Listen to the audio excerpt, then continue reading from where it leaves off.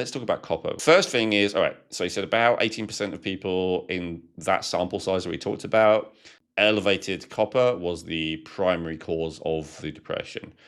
Now, out of those people, over 95% were women. That's, by far the most common.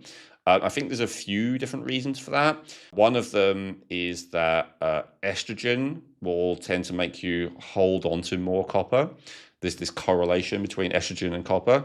But I think another one potentially that Jacob talked about in the interview a few episodes ago is that women bleed regularly and men do not. And so there is this antagonistic relationship between zinc and copper, but there's also this antagonistic relationship between iron and copper. There's a little bit complex. I did an episode on this before. I've learned a lot more since.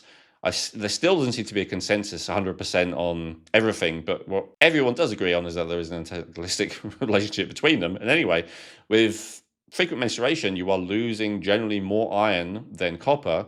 And so I think that's the reason why, one of the reasons why women have copper buildup, other than estrogen, why it's much more common in them.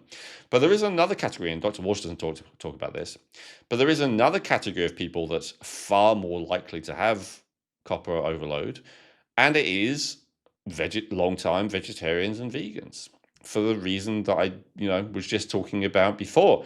Pretty much most natural foods are reasonably high in copper to one degree or another, depending on a lot of different factors.